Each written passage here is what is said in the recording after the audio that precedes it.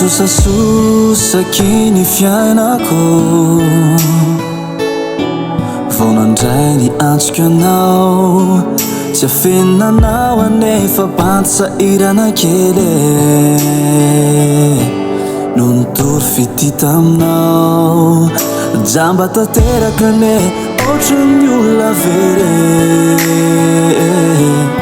no indro ny tantananao kai dia volana lava sy feno inspirakarana souvenir milay Pisoa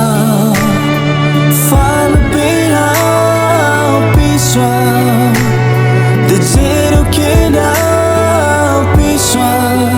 rasenda tsentsonao ny fokotsy janona fa itianao nanomboka teo de namiratra tsara ny iovan'ny pejiny vadika teo ny tantara ny omehezana sisany lasa fisika amizao efotafa itabataba mafeo fa nivala ny vavako efa jamba tanteraka hoa efa naiky tsy ezaka hoa no indro mitaritinao kai dia volana lava sy feno inspirakarana souvenir milay Pisoa falabinao Pisoa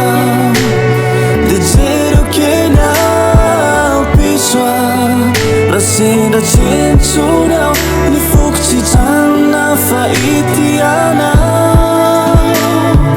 Pisoa falabinao Pisoa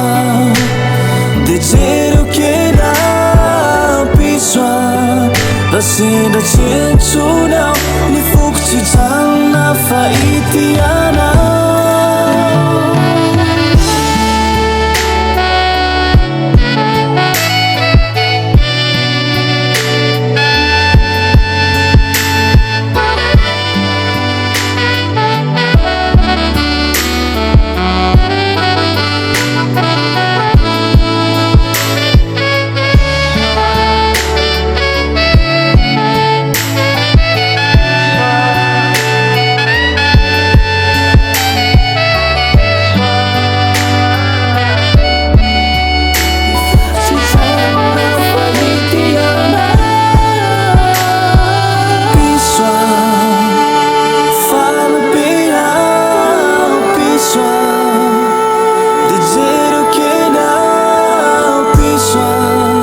rasenda tsentsonao ny fokotsy janona fa itianao